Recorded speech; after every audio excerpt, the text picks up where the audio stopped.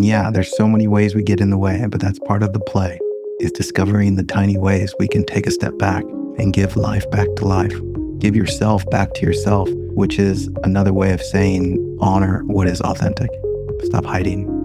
It's really a question of, well, what works? In one way, you can think that this is something or someone telling you how to live your life, when really it's a question of what works. What works as it relates to connecting with what you really crave.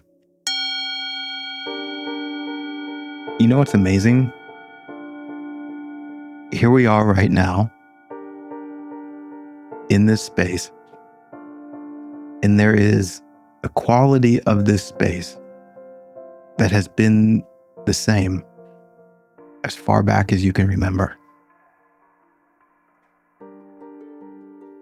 And of course, what I'm speaking to is something that we might just call presence. Do you notice this with me here? And this is a great little mini exercise to invite yourself into that presence. We can recognize that there is so obviously the noise in the mind. And then there is so obviously that space before the mind even moves. That space that holds space for all that arises and falls. For every thought that comes and goes. For every sound that emerges and melts away. For every sensation in the body. Just put your attention on that space that holds space for it all. We might even call it an emptiness. Do you see that it's always been there? And it's always been the same?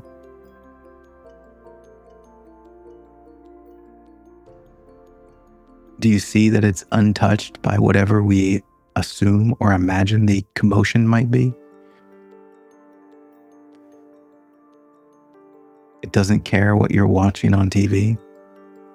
It doesn't care what argument you're lost in your mind. It doesn't care about your plans. It's just holding space.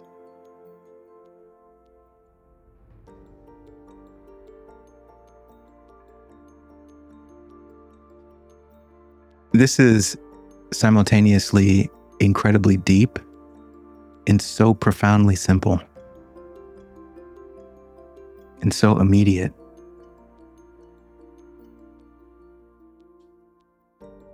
And of course, the mind might ask, yeah, but what's the big deal? Well, you start to see the big deal when you recognize how much of what appears to be the difficulty with being human is wrapped up in the noise and doesn't have anything to do with this presence, which is also like saying doesn't have anything to do with life. Because you see, that this space is the most real aspect of your entire existence. It's the most unchanging aspect. It's the most consistent aspect. Everything else comes and goes. Everything else is very much like a cloud, where in one way it looks like it's really there, but you can simply reach out and pass your hand right through it. It's only appearing. All the conflict, all the drama, all the suffering, held together by stories that are so ephemeral in nature.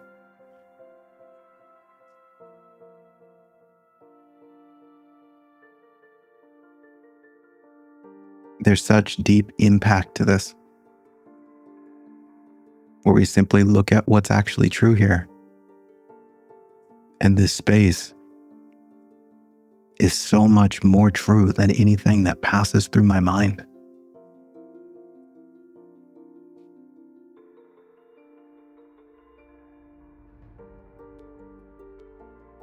And of course, as I often point out, this is what I consider to be the invitation of real spirituality.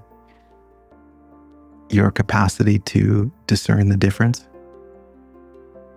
to discern between what we imagine to be happening and what's really happening, which is this emptiness that's holding space for it all. Furthermore, to go even deeper, it can be quite accurate to say that this space is a deeper truth to what you actually are. Because who we are thought to be is just more noise on the surface. More thoughts that come and go. Isn't that wild? Now, again, we can look at this without any judgment. There is this presence that is untouched by it all. This presence that's actually quite peaceful. There's no judgment in this space. And then on top of that is this circus of thinking that has created this character called you. And we're living a life from that imaginary character as if it's real.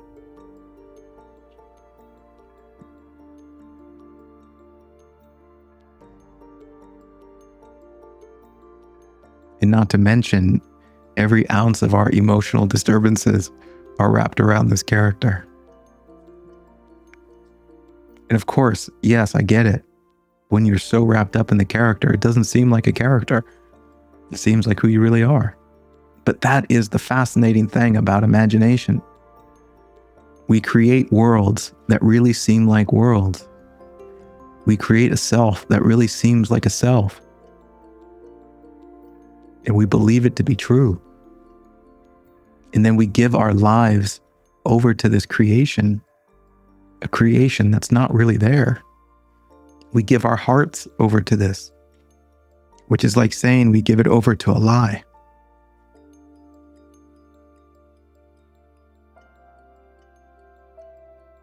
And there is simply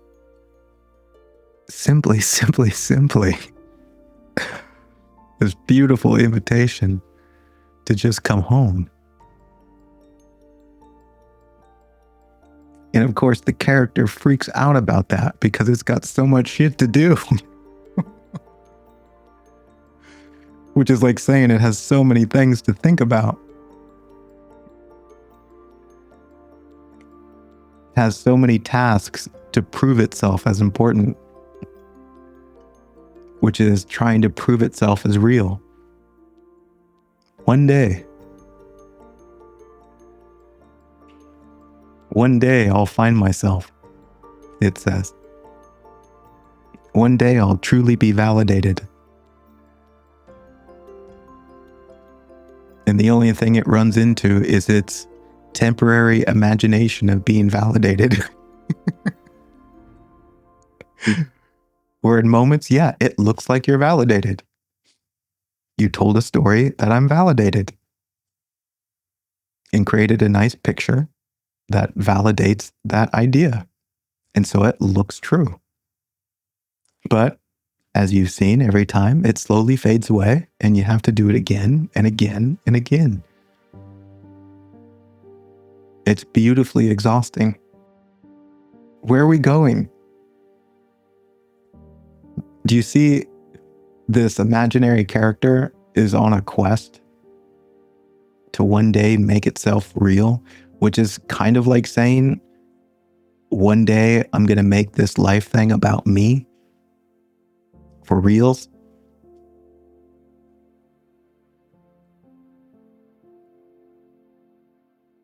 And in order for that to happen, gosh, if only everyone would do what I want them to do, then the image I create will finally be permanent. But everything keeps shifting around. People keep being people. The unknown remains to be the unknown. Why can't I just do what I want? And then, of course, the more you get in touch with what you really are, you see that you don't need all of this. You don't need people to not be people. You don't need the unknown to become the known. You realize that life has already created something quite magnificent, and it knows exactly what it's doing. And that can be so incredibly difficult for the mind to see, because the mind splits life up into 10,000 pieces. And then it tries to analyze those 10,000 pieces, not realizing that those 10,000 pieces are just your imagination of 10,000 pieces. They're not really there. What's really there is one breath that breathes through it all. And that breath is found right here and right now. To get in touch with that presence and let all the noise melt away.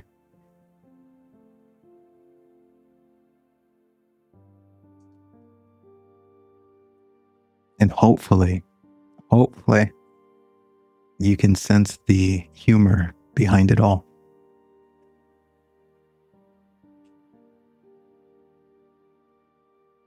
To see that what appears to be a drama is just us telling a story that's quite dramatic.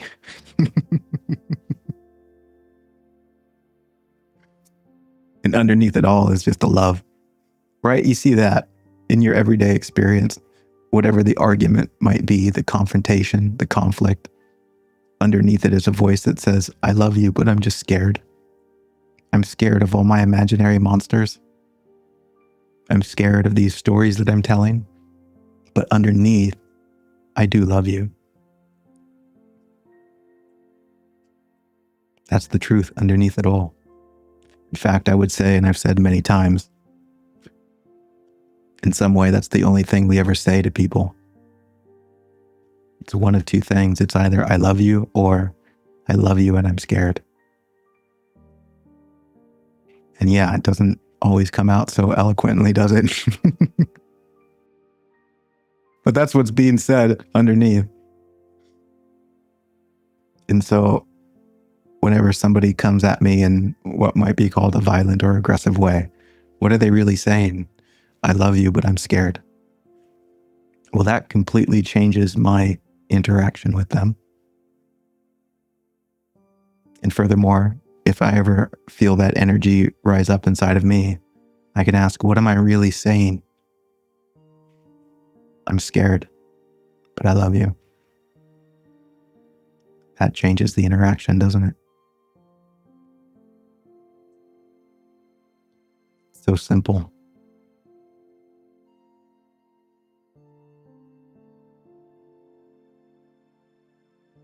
Do you see the complexity is in the mind?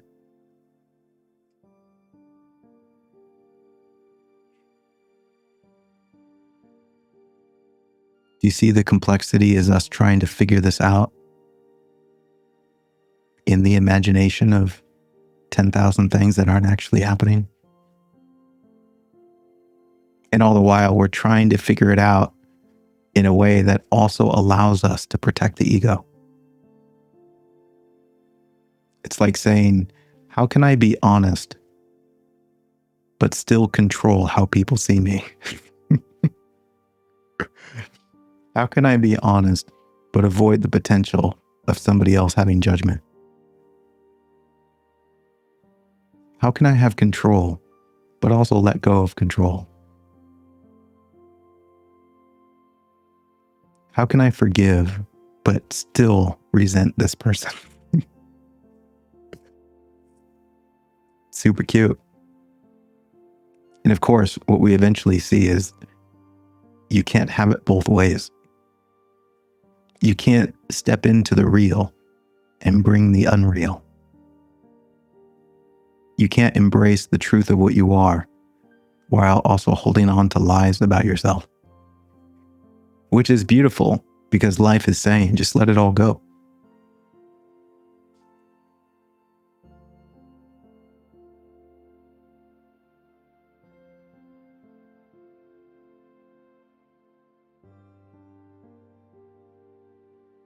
And of course, in that invitation, it might become clear what we're not willing to let go. That's fun. Because then we get to look at that. Why not? And this is one of my favorite things about my job, is that I get to talk to people and look at these things, and they're all so adorable. Because it's always the same thing. Our unwillingness to let go is a determination to hold on to some idea about ourselves, which is always some self-imposed limitation, which is why it's interesting, the fight to hold on to it. But of course, we hold on because we fear the unknown of it all. I can't just let go of these stories because they tell me who I am. And without them, I don't know who I am. Well, welcome to the club. Welcome to the club of what's true. Everything anyone thinks they know about themselves is an idea, which is fine. It can be helpful, but it's not really what you are. And to cling to it as if it's what you are only restricts your breathing because you're afraid of losing it.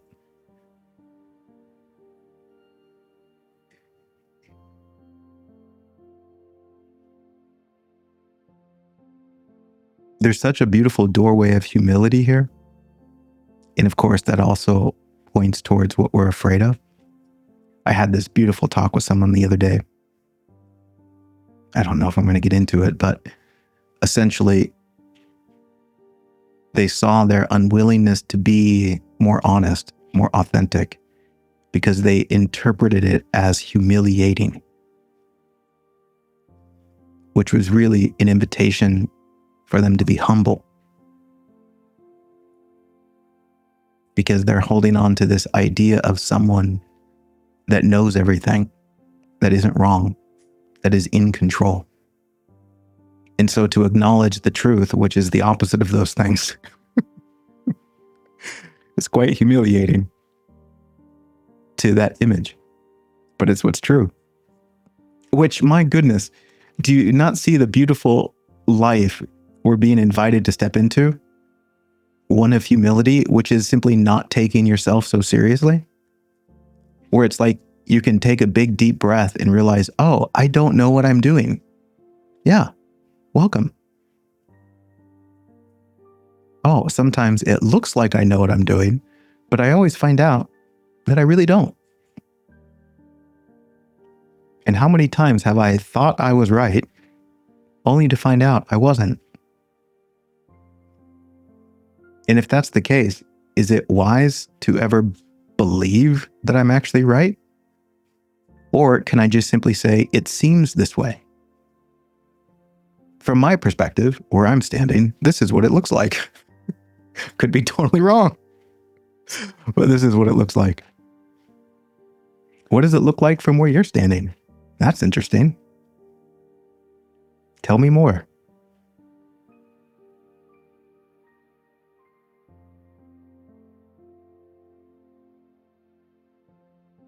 You see this intensity that is a societal conditioning to hold on to an image of yourself as someone who's got their shit together.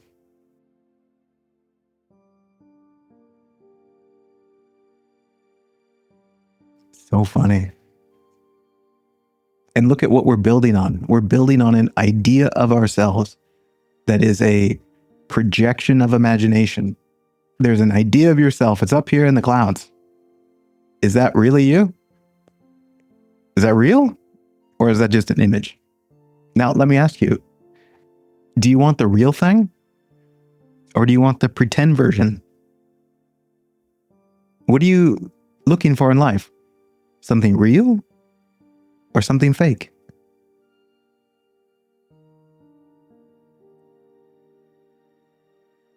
In a relationship, are you seeking an authentic connection or do you want a fake one?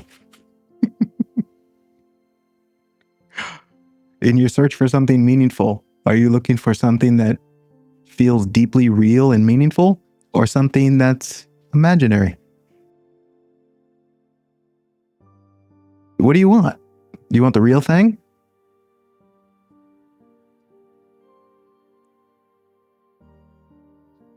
And again, this is bad news for the ego. For the ego that doesn't know that it's an ego. It's bad news for the ego that is convinced it's real. But for the ego that has been humbled, then that ego simply has permission to go play, but it knows its role. For example, there's the ego of Tiger that plays the role of spiritual teacher, but so obviously, I'm not really that. It's just pretend. I'm playing a role.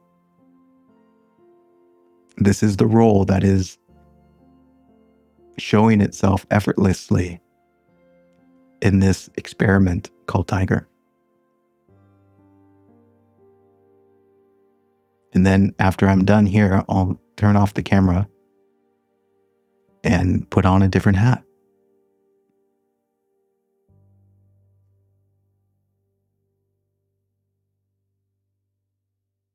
And even like the role of being a writer. It's like you're not even that. That is just what's happening. It's so obvious that when I write, it's not really me. It's just what's happening. Same with saying these words. It's so obvious that the character in my mind called Tiger is not the one speaking.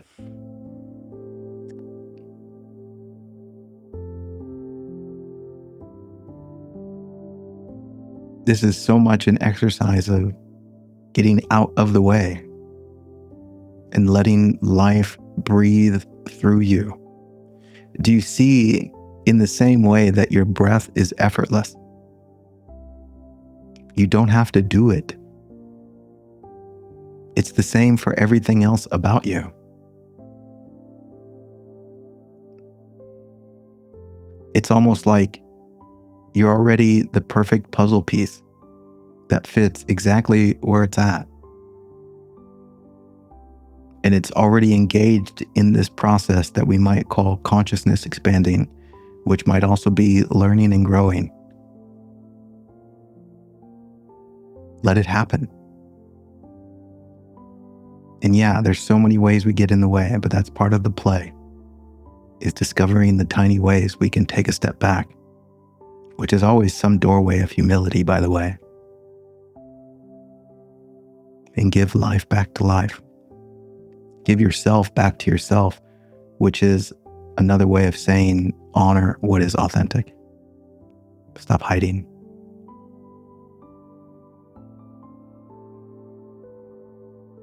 Or don't. There's no demand. It's really a question of, well, what works? Isn't that the thing? In one way, you can think that this is something or someone telling you how to live your life, when really it's a question of what works. What works as it relates to connecting with what you really crave. And it's already been spelled out.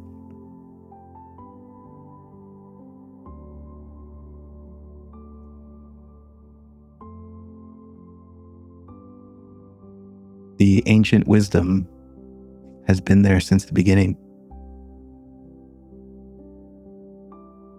Are we going to surrender to what's true? Or do we think we're going to find some sort of back door that the ego can sneak through and finally become real someday?